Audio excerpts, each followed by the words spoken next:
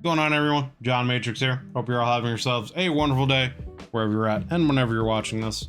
Today we're going to be jumping back into the exploring series as we're going to continue with the Tales of Lord Blackwood. I think we have 2 left that have actual videos made of them at the moment. We're going to be checking out today the SCP Foundation. Lord Blackwood presents a true account of the events of 1666 by the exploring series. Links down below in the description to the original video without my commentary and reaction, and to the exploring series channel. Please do me a favor, click those links, check them out. If you are not already subscribed to the exploring series channel, please do me a favor, go over there, click it, and give them a sub if you're not already subbed to them. Man makes a lot of great content for the SCP universe as well as others. Definitely deserves it. And if you like this original video of his, then please go over there and click the video and give it a like. Would greatly appreciate it. We're doing this reaction live for our YouTube members. We'd love to have you guys come in and hang out while we do these reactions live. If you have an interest in doing so, there's a join button down below the video. Take a look at the YouTube membership tiers and get early access to videos.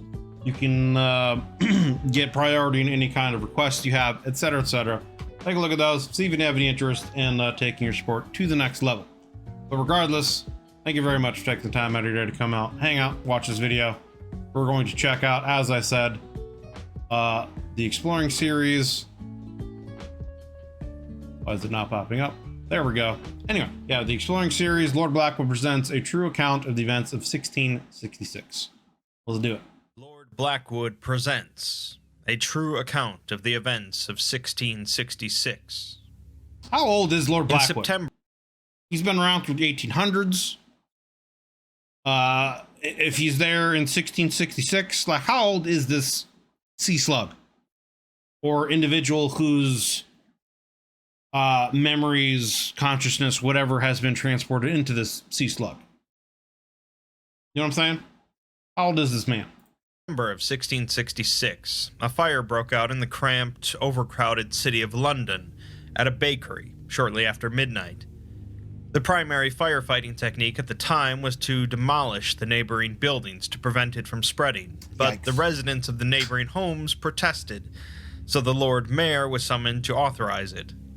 Upon arrival, the Lord Mayor hesitated, claiming that the buildings were rented and the owners could not be found, so he dismissed the severity of the fire and left.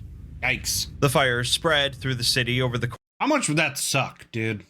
Someone else starts a fire, and because of weather, accident, you know, whatever the case may be, however the fire started, you have to demolish your building and, you know, suffer whatever the consequences of that are in order to stop the spread of a fire, you know, from, like, it's like, I get it. You kind of have to do that, you know what I mean? For the greater good, because if fire spreads, then, you know, if it gets like really out of control, obviously it could be very catastrophic for the times back then.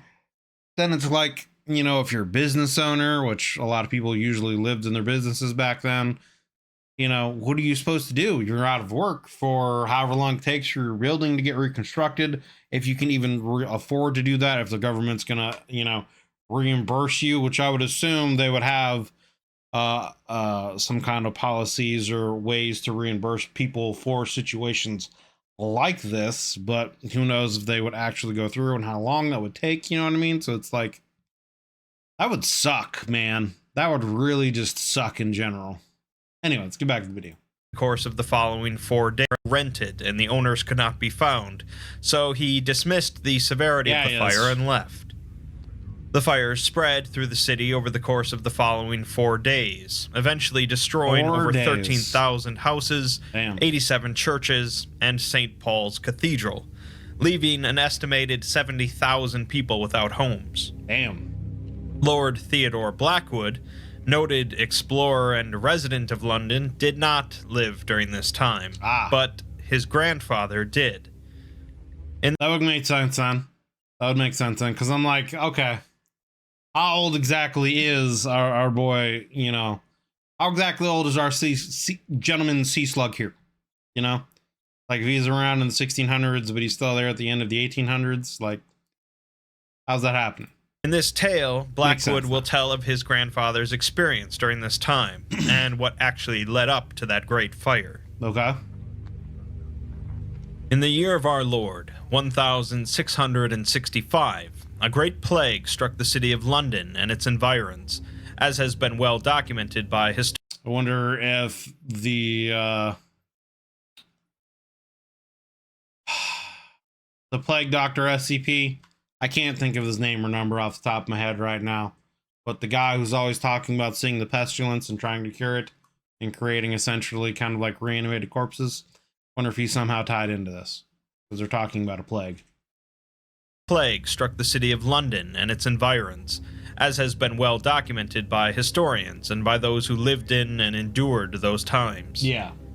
By the time the great conflagration of the following summer burned most of the city to cinders, over half the population of London had died, both of the disease itself and of the many curious and queer phantasmagoria that followed in its wake.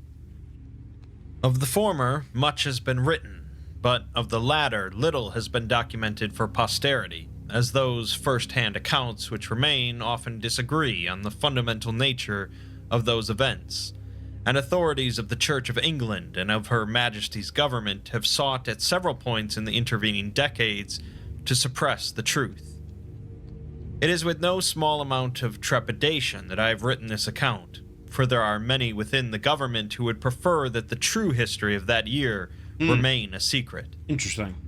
Those who have read my diaries, serialized in the London papers, however, will know that I have never shied away from telling the full and complete truth of my own experiences with the preternatural, and I consider it an obligation, both to my readers and to my forebears, that I relate what I have learned in regards to this matter. There are two prefaces to this account which I must give in order to explain the truth of these matters. The first, the biography of my grandfather, Lord David Blackwood, 6th Viscount of Westminster, and the second, the true nature of a certain race, once well known, but now little remembered. Interesting. Grandfather was the third son of... Again, this makes me wonder if this somehow is tied in with like the Bigfoot species. That's the first thing that comes to my mind. But I'm trying to think of what other race, species, etc. he could be referring to. Maybe the Fae of some sort. I don't know. Interesting. Of his father, Philip Blackwood. He was never expected to inherit the family estate, and received little of the formal education and upbringing afforded to his brothers, Stephen and Clifford. Were it not for their untimely deaths, the details of which I dare not go into here for the sake of their reputations, the obligation would never have befallen him. At the age of 12, his father purchased for him a naval commission, but he fared poorly as a midshipman, lacking the necessary discipline for so formal a setting, and at the age of 15 enlisted aboard a privateering vessel that took up arms against the Spanish off the coast of the Americas for well over a decade prior to his ascension. I was not yet a boy of 10 when he passed into the hands of his maker, and he was at the time of very advanced age, even by the standards of my family's well-known longevity. But even as a centenarian, he still possessed most of the traits of his privateering youth. He stood easily over 7 feet tall, with a gray beard, which I am told, unlike my own brown mustache, was red as blood in his early years, which...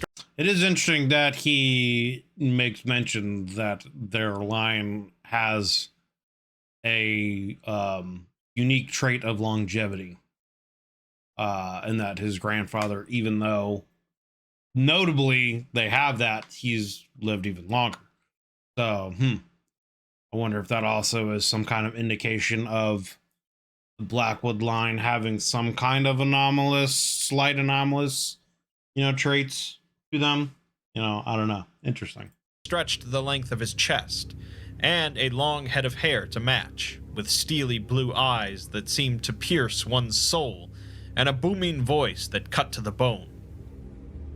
He was known throughout his life for his extreme devotion to the Christian faith, though he subscribed to no particular confession, Catholic or Protestant, as he found them all lacking.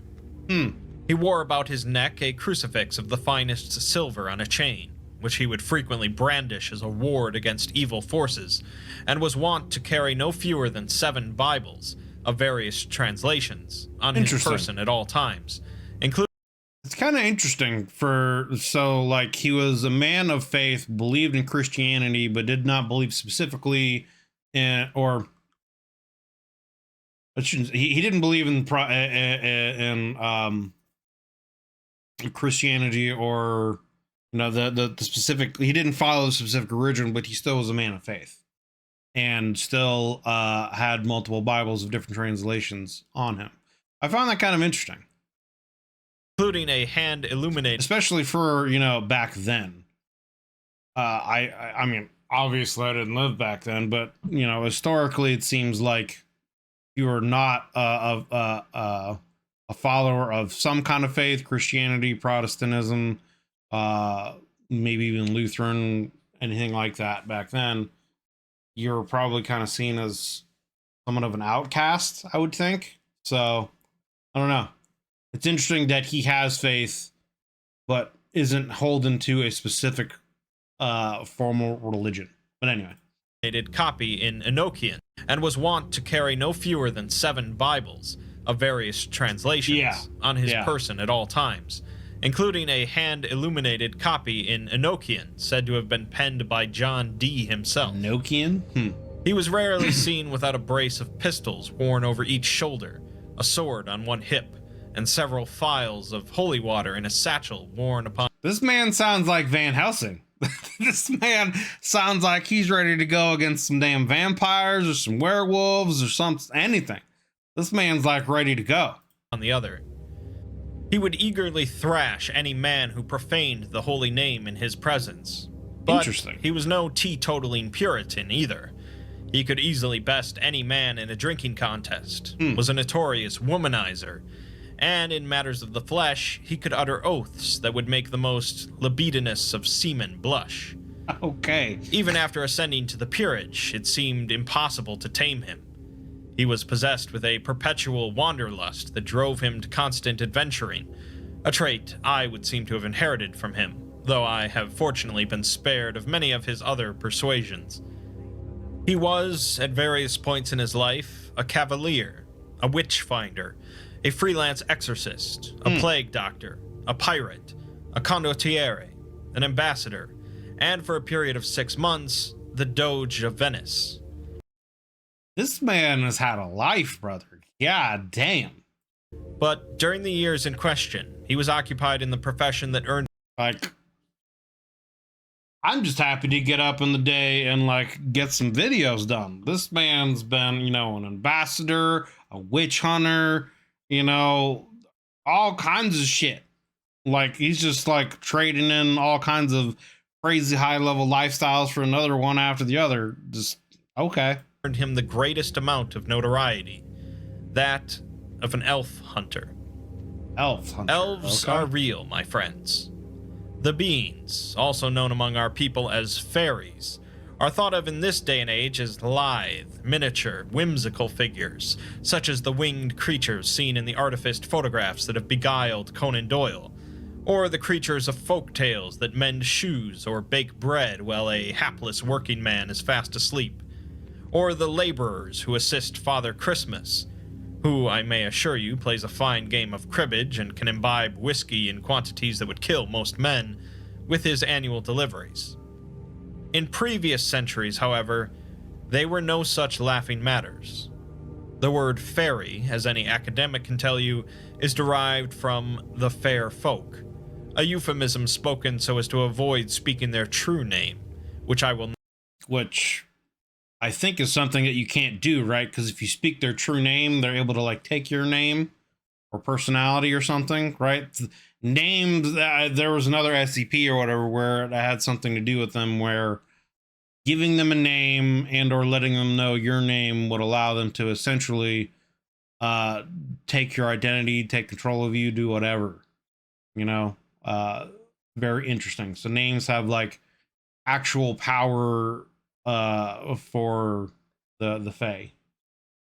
I should have realized this one was about the fairies. Yeah, I did. I assumed from what they were talking about earlier that that was probably what they were going to get into when they were talking about the other race of people that existed. Will not publish here, because to merely speak that name aloud was to risk acquiring their attention, and to be noticed by the fair folk, depending on their temperament, may be worse than a capital sentence. It was thus prudent, if one must speak of them at all, to do so flatteringly, so that if you caught their attention, they would at least take little offense. It is now believed that the elves are wholly extinct as a race. No reliable account of a living specimen has been given since the beginning of the previous century, and even by that time they were rare, having mostly been hunted down during the late Middle Ages. I was going to say, so yeah, by like the 1500s, essentially no one's seen a fairy since. Interesting. If Darwin's theories on the origin of species are to be accepted as fact, which I do to the eternal consternation of my brother the Archbishop, they comprised Homo alvis, a close cousin of our own race, divorced from mankind some hundreds of thousands of years ago. Physically, sense. they resembled ourselves, but what differentiated them from us was a power of the mind. They could, with a thought, alter the world around them to their liking. They could change their own appearance, or that of others, cause crops to grow instantly or to improbable sizes, manipulate the minds of men and beasts into doing their bidding, invade the dreams of sleepers and cause them malady or ecstasy, and in many sundry other ways bend the fabric of nature to their bidding. So you would think like a species that would have those kind of capabilities, like how would they go extinct without some kind of, plague or something else of that nature, like essentially afflicting them, right? Because like you would think even against like normal humans, going to war with them would not be something that would be an easy task for us to to win, when they have the ability to mess with people's minds, their dreams, take control of them, get them to do whatever, you know what I mean? So it's like, what exactly would cause their species to then go extinct if, other than them essentially warring amongst themselves? Because of this ability, they never built settlements or labored as our ancestors did, nor did they settle in communities.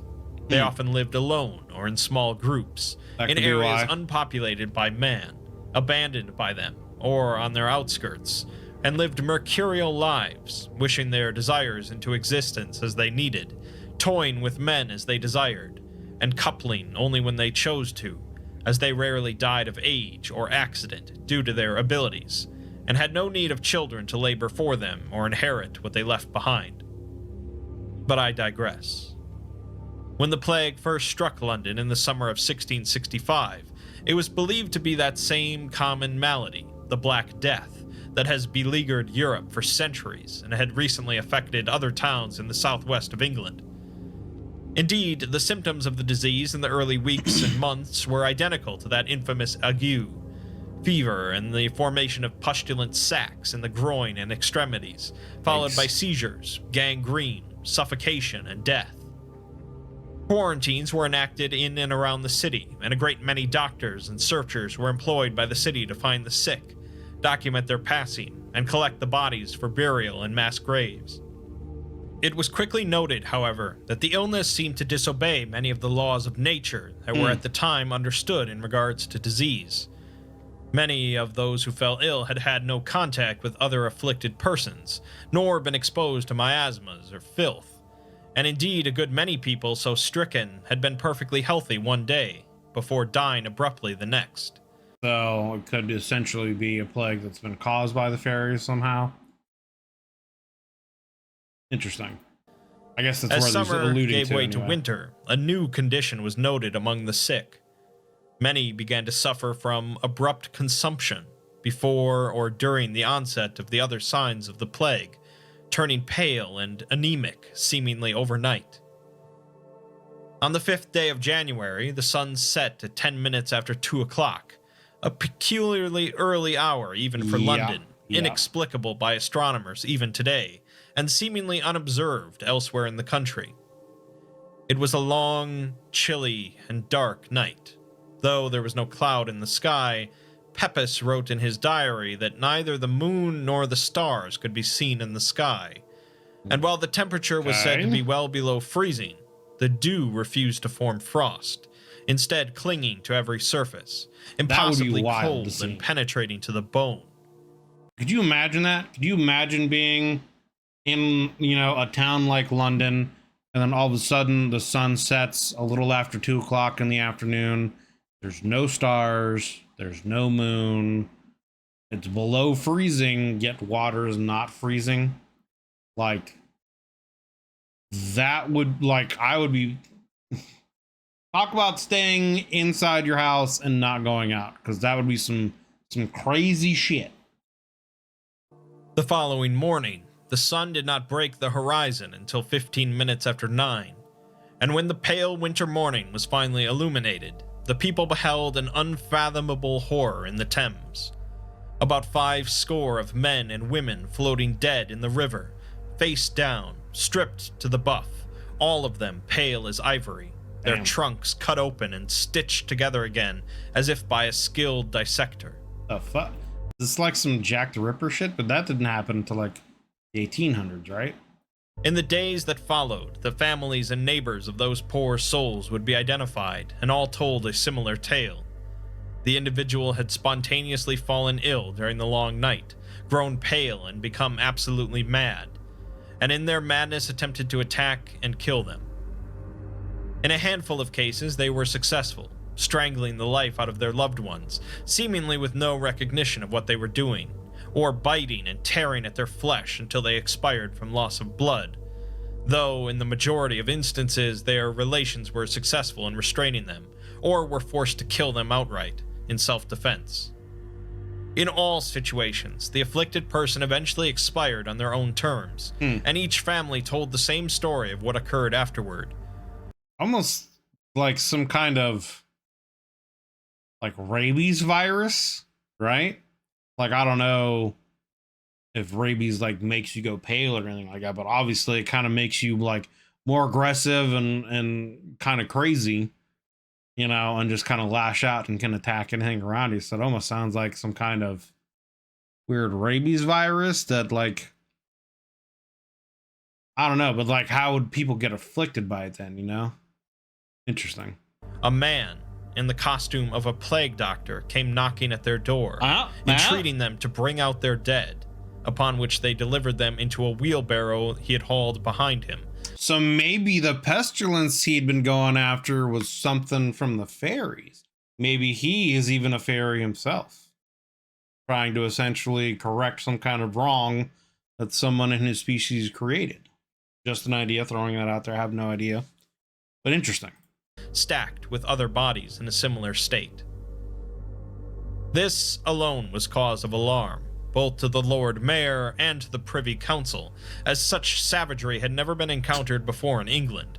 But stranger still was the events of the following days, when many of those dead spontaneously arose again. Most of them in a partial or extreme state of decomposition, lacking both breath and heartbeat, and yet somehow ambulatory, and again attacked anyone who happened to be in their presence. Damn. No such resurrection of the dead had been recounted since the time of Christ, and the circumstances of that miracle were quite unlike the horror that had been unleashed upon London. Quite different. The church was hesitant. Could you imagine if the resurrection of Christ was something where he turned into some kind of undead zombie, started attacking people? That'd be a whole different kind of religious outlook than what we have today. To address the nature of the event, but the fifth monarchists proclaimed it a sure sign that the millennium was imminent, and a good many of their membership began to withdraw from civilization, isolating themselves in the country to prepare for the divine scourging they expected to occur. And though the fifth monarchists have passed into the annals of history, the fifth church those doomsayers cleave to is believed to persevere in the shadows of polite society to this day. Interesting. So the fifth monarchists, that'd be something that I might have to look up, because I was gonna say, as soon as you said the fifth monarchist, it's like, is this something to do with the fifth church? Seems like it, and obviously there is a connection. Interesting.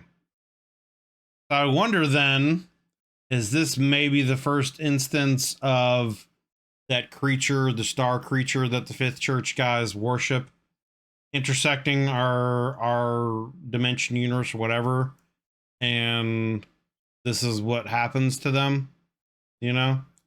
Huh. Not It actually was the a plague. unanimous agreement of the city fathers that an expert in matters preternatural was needed, and it was thus that the Lord Mayor sent notice to the Basque country, where Grandfather had of late been at work exterminating a coven of druids who threatened to unleash a terrible doom upon the Spanish crown, that his services were required with the utmost urgency. Upon his arrival in the city several weeks later, Grandfather recounts in his papers that the situation in London had become unimaginably dire. Day and night no longer seemed to follow any consistent pattern. The sun would set at a moment's notice and rise again at midnight, or not rise again for several days. Likewise, there were times when the sun failed to set and the city baked under its unceasing warmth. When night fell, the risen dead roamed the streets with seeming impunity, attacking any they encountered, and the recently deceased were seen to dig themselves out of the mass graves dug for the victims of the pestilence. Like, how would you be able to hide this from, like, history? You know what I mean? Like,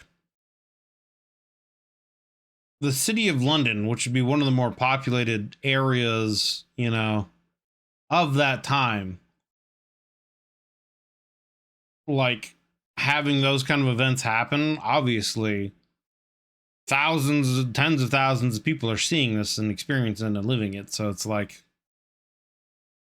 and with the technology of the time, you know, how are you going to be able to, like, train enough amnestics and anesthetize a city of that many people? You know what I mean? I guess maybe with some magical means, something with the occult potentially, but it's like, how would you be able to, like, cover this up, right? How would you be able to, like, spin this or cover this up in some way that people... I mean, I guess you could say it's some kind of religious thing could have happened. You know, maybe this was some kind of religious test or something. I don't know. I guess you could spin it in some kind of religious form. Interesting. It was rumored that they even teemed through the empty halls of the Tower of London and of St. James. Few ships ventured to the city, for the malady that befell it had become well known, but ships departed constantly, their captains knowing full well they might arrive at some foreign shore only to be ordered to return, lest they spread the same doom into those lands. The strange plague doctor reported on the night of the 5th had not appeared again, but other strange occurrences were observed nonetheless. On the second day in the city, he recounts that he saw 24 deer marching down Marylebone in a tight formation, as if pulling a coach, but they had no riders or harnesses, save for one at the rear of the troop that carried a dead fox upon its back. Interesting. As he observed silently, the formation approached one of the mass graves, and the fox was shunted off of the heart and into the pit, and the venison retired to the woods as formally as they had arrived. In his notes from the first few days, and his discussion with the doctors of the city, he discovered that although the quarantine had proven ineffective and disease and death were rampant within the walls and without, that few of the sick and dead bore the distinctive buboes that marked the beginning of the plague. Grandfather surmised that although the Black Death had indeed been the origin of the city's misfortune, it had already passed its course. What affected it now was not of nature's doing. The dead who walked the streets had shown themselves, under his examinations, to be utterly feral. No spark of the soul that had once slept within that flesh yet remained, only the desire to kill and to eat. They seemed to suffer no pain, and feared not the crucifix he wore around his neck, but recoiled from its touch, which left a mark as though it were a branding iron. Fire was effective at returning them to their rest, as was dismemberment, and, to his uneasy discovery, a silver bullet to the head or heart. This was all the proof Lord David Blackwood needed to ascertain the cause of London's ongoing terror. We're definitely getting into some Van Helsing shit here. Like this is straight up SCP Van Helsing, and I'm all for it. A ferry, or fairies, were surely afoot. The revenants themselves were not fae, nor were they the strigoi that haunt the Balkans, but there could be no other explanation for their animation than the mad desires of one of those terrific Sylvan elders. To protect the citizenry from the dead, Grandfather recruited as many of the militia as were still healthy into his service, and every able-bodied silversmith in London was commissioned to supply them. He armed them with silver bullets for their guns, and silver-tipped swords, and silver crucifixes, such as the one he wore, for it is well known that a crucifix of silver, blessed in the name of God, will warn against the presence of fairies by glowing brilliant blue. Okay, we got a little Lord of the Rings going on there. When night fell, they patrolled the streets to dispatch any of the wandering dead they encountered, and to watch for any sign that their creator was near. The mass graves he ordered burned, and when it was observed that the sky was beginning to dim, the churches of the metropolis rang their bells in the greatest cacophony London has ever heard in peacetime, warning the townsfolk to return to their homes, shut themselves inside, Makes sense. and emerge not until dawn broke.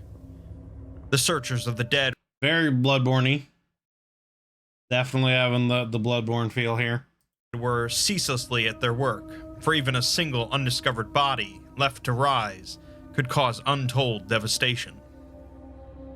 Pamphlets were circulated broadly, and ministers preached from street corners, warning of the danger of the night and calling on one and all to watch for any of the signs that might indicate their neighbor was a fairy in disguise.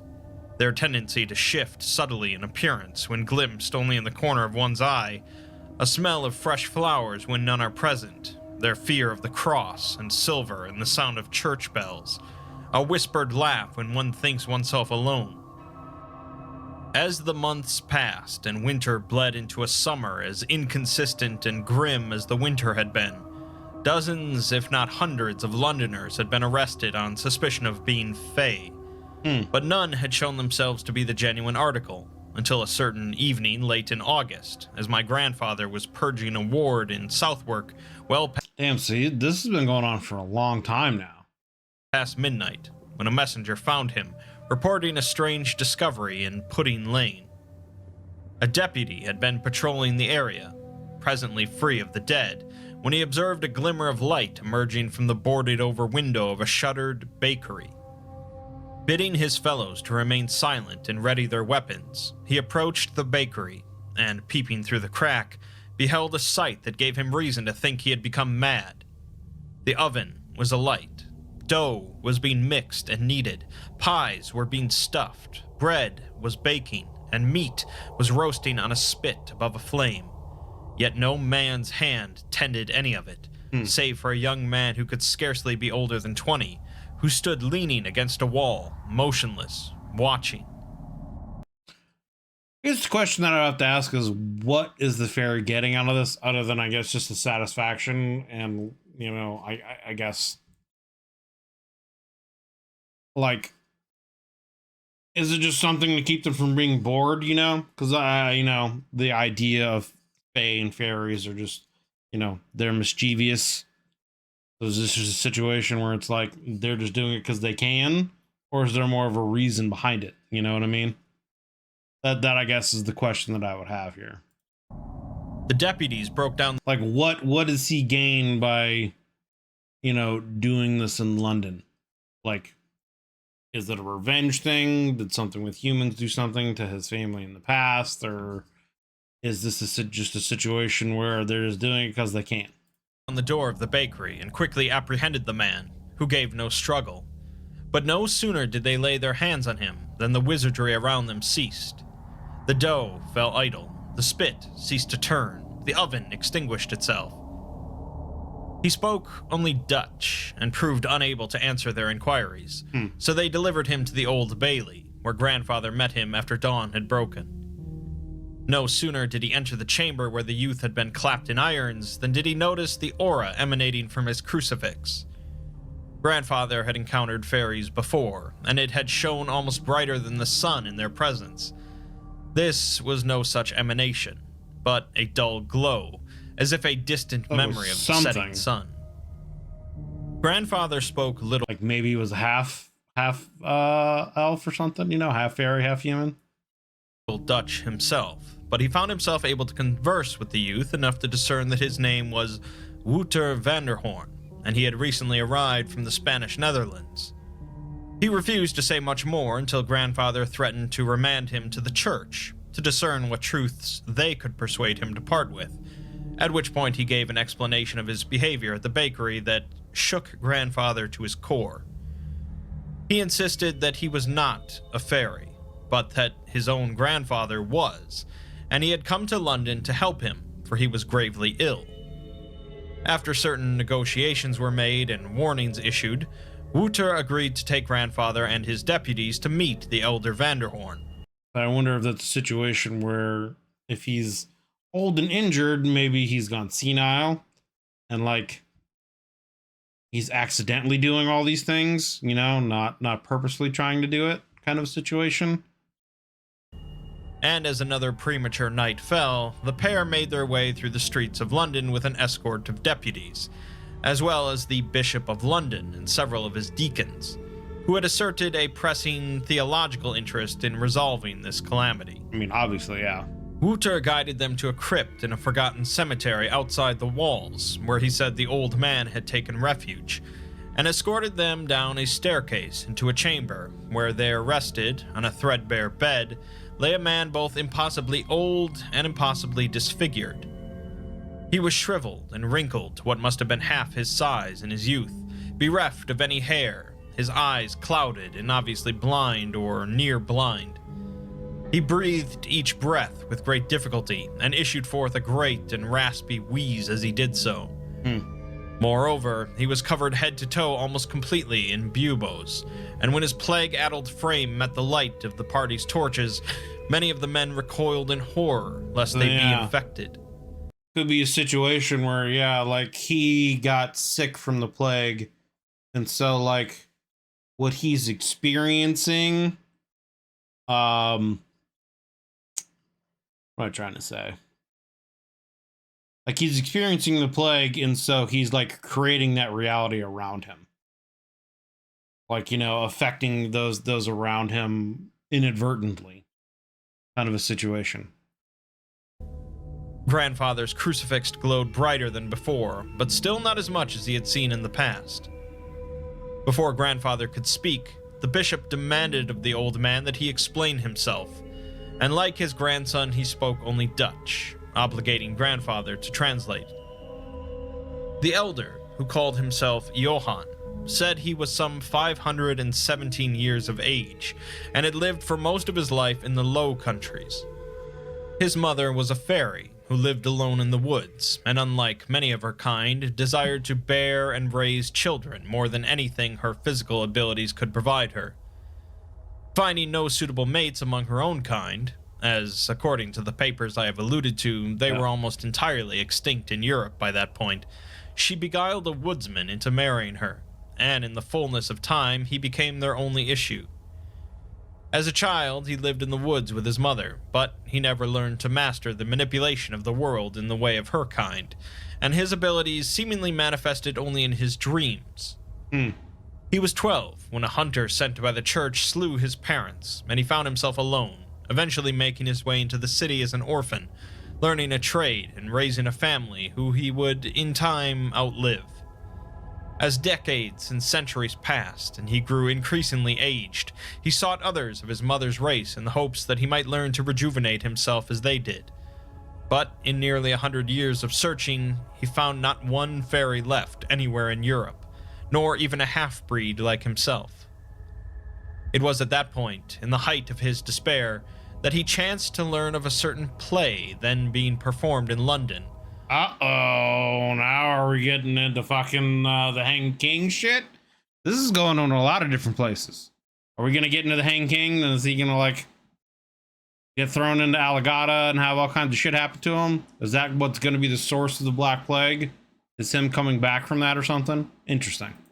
a revival of one written half a century prior by an Englishman named Shakespeare, which spoke of the matters of fairies. Grandfather did not document the name of this play in his memoirs, but I am certain he refers to A Midsummer Night's Dream. Yeah. Okay, something Johann recalled being told stories Hanking. of Oberon and Titania by his mother as a boy. Perhaps this bard's recounting of their affairs, Johann surmised, meant there were still fairies living in England. He embarked on a ship to London to begin his search, hiding well out of sight of the city folk. But as fate would have it, his arrival in May of the previous year coincided with the arrival of the plague, and he had fallen ill with it, retiring into the crypt to wait for death. Wouter explained, as the elder man drifted into sleep from exhaustion, that he had heard his grandfather calling to him in his head for several months, begging him to come to London and aid him somehow. He had some difficulty finding a vessel willing to make the passage, but had arrived earlier in the month. Following instructions, he heard his grandfather's voice speak to him silently, that led him to the crypt. He surmised that while his grandfather's elvish ancestry was strong enough to prevent him dying of the plague, it did not prevent him being sick with it, nor was it strong enough to purge the ailment from his ancient form. So yeah, his immune system was just strong enough to keep it from dying, but not strong enough to fight it off. So he's essentially stuck in this perpetual state of being sick. That would suck. And then so yeah, as he's like getting addled, you know, he probably keeps losing consciousness, and then because his abilities manifest when he sleeps, which generally is, you know, night, but I mean, it could be that that's what's happening with the day-night cycle, you know, so every time he goes to sleep, that's when the sun sets, and then there might be times where he's not able to fall asleep and he stays awake, that's when the sun stays up. Who knows? But I would bet that has something to do with it, and then obviously, just, yeah, it may have been at one point in time, or because he was there, some other individuals got the Black Plague and spread it. But it could also just be a situation where, like, mentally he's spreading it to people around him unwittingly, you know? Interesting. Instead, he lay helpless in the darkened tomb, in a perpetual state of fever, falling in and out of consciousness, and during those periods of slumber suffered intense nightmares, which in turn caused the abrupt disappearances of the sun and the rising of the dead.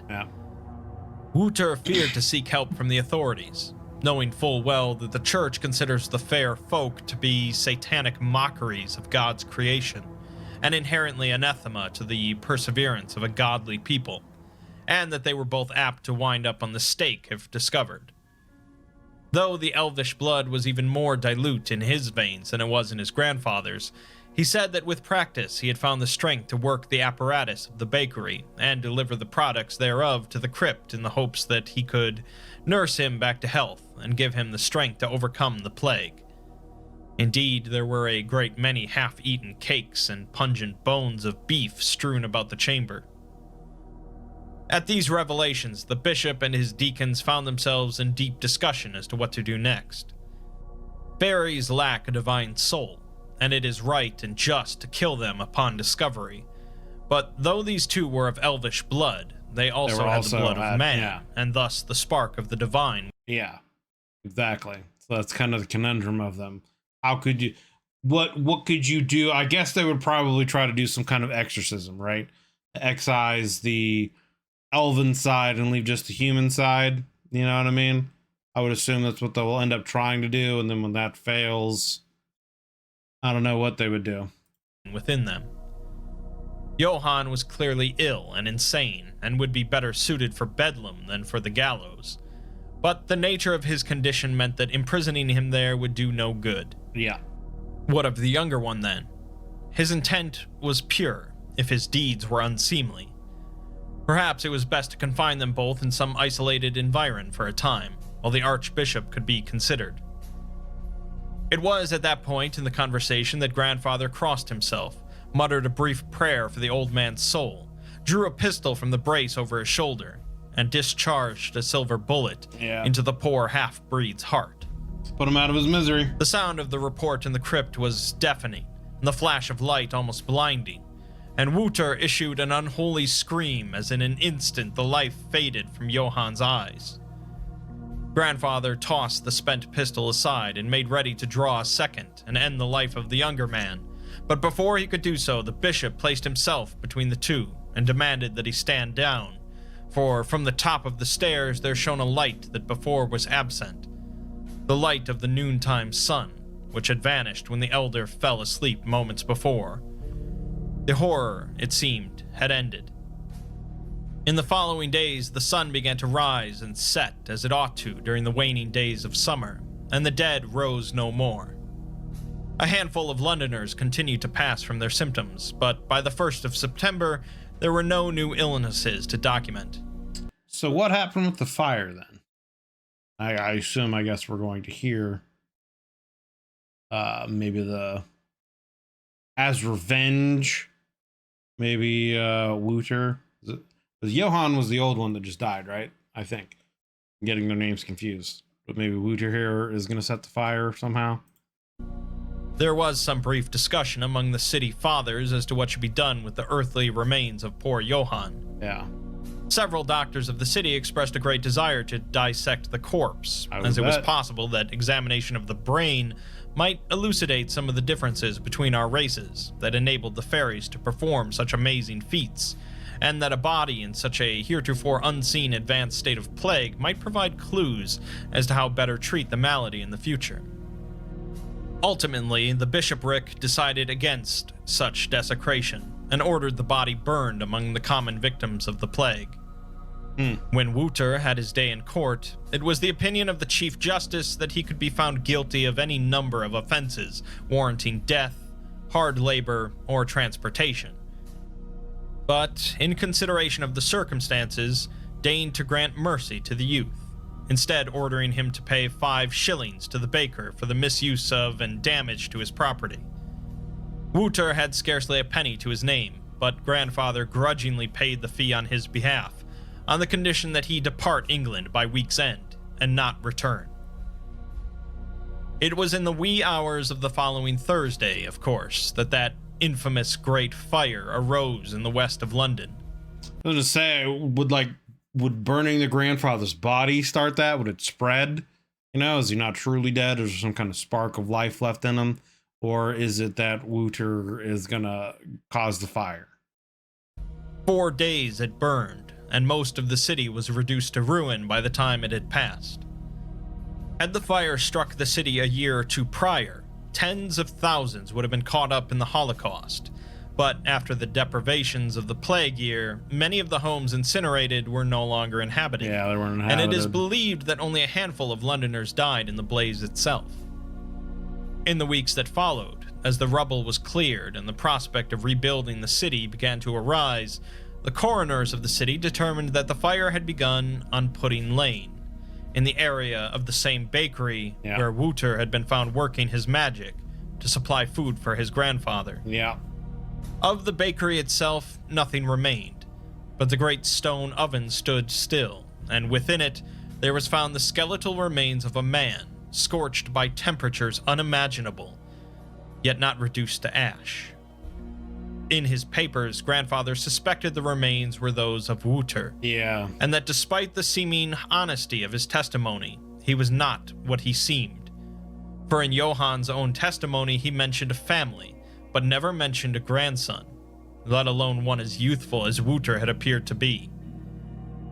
Given his grandfather's ability to conjure life from non-life, it was possible, and indeed likely in his supposition, that Wouter had never existed until Johann conceived of him in a fever dream. Yeah, okay. So, because he was sick and he needed help, he essentially created him as something to come and help him. Okay, I got you. A grandson he never had who could aid him in his hour of need, who possessed the ancestral talents he himself lacked. That's quite some power, man, you know what I mean? The ability to essentially create a whole new life in give it the ability and forms. Yeah, it's a thought form. Exactly. Yeah. The abilities and things that your ancestors would have or need. Like, uh, that's quite powerful. That's quite powerful. And I mean, that goes to show you the kind of power that elves had, which I mean, again, that kind of like makes me wonder, like, how were they really hunted down and all killed? You know what I mean? Or are they just letting people think that and they're in hiding? Because it's like, how can you really kill something or make a species extinct when they have those kind of powers and capabilities? You know what I mean? Like, I don't know. They could easily like make people just think that they're extinct. You know what I'm saying? And if they run into you, they could easily, you know, kill you, have you kill yourself, or just erase your memories, or change memories, alter memories, whatever. You know what I mean? So anyway, let's continue. His creator dead, Wouter no longer had a purpose and chose to take his own life by lighting the fire in the oven and laying himself within it. Jesus. And as he felt his body burning, he unwittingly tapped into those same powers and ignited the city around him, turning all of London into a grand funeral pyre. London was, in time, rebuilt from the fetid medieval shantytown it had been into the gleaming metropolis we behold today. And since the fire, the plague has not returned to our city, nor has evidence of the continued existence of the fair folk reached the banks of the Thames. You may be inclined, dear readers, to think this account a bit of humbug. It will, after all, be nearly Christmas by the time this tale makes its way to the news agents, and Christmas is the time of year for the telling of ghost stories. If you are so inclined to believe these words to be naught but fiction, then I shall not dissuade you, and I shall say Happy Christmas to you, and a Happy New Year as well. But if you are so inclined as to believe this account of the evidence I have unearthed, then I present for you a postscript. In his final years, grandfather would often invite me to his study and tell me great tales of the Blackwoods who had come before me, primarily of Richard Blackwood, his son and my father, but also of his own father and grandfather and their brothers and sisters. He showed me once a family tree he had composed after countless hours of research that cited baptismal records and tax records and censuses dating back to the Domesday Book. As I was compiling this account, I thought I had espied a detail that I vaguely remembered from that family tree, and after some careful searching through the library in our family estate where his collection is housed, I found the document. This is where the sea slug family line comes into play here. 5 generations before my grandfather, there is listed Henry du Blackwood, first Viscount of Westminster, and the first of my lineage to be awarded the title Lord Blackwood. He is listed as the child of Etienne du Blackwood and Genevieve van der Horn, whose father, according to baptismal records, was born in the year 1149, was named Johann. Oh, shit. There you go. That was his great. I mean, and they had mentioned earlier that his lineage has, a longer lifespan than normal. They said that at the very beginning, and I had made note of that. So, yeah. He's got elven blood. He's a sea slug with elven blood in his lineage. That would make sense, I guess, why he would be an intelligent sea slug, Happy Christmas. Happy New Year. Sleep well, and if you must speak of the fair folk, do so flatteringly. Signed, TTB. There we go. No quote. Feels bad, man. Feels bad, man. But there we go. That is another interesting and great tale in the Lord Blackwood series. I think there's only one video left to take a look at after this one. And we'll be done with the Blackwood tales for now. But very interesting tale and idea. And again, I kind of gave my thoughts pretty much on the whole thing as we went along, but just the idea of creatures being that powerful going extinct. The only way I would see them like really going extinct would be is if they did it to themselves, or some kind of like real plague happened to them, or some other kind of greater species would come. Because I mean, like, the idea also is like they're long lived, but they don't birth as much, you know, because I guess it's just part of their nature to not necessarily want to have as many children and to live in seclusion. So they don't have as many, you know, numbers as humans do. You know, we create large societies and civilizations and populate large areas, etc., and are much more social.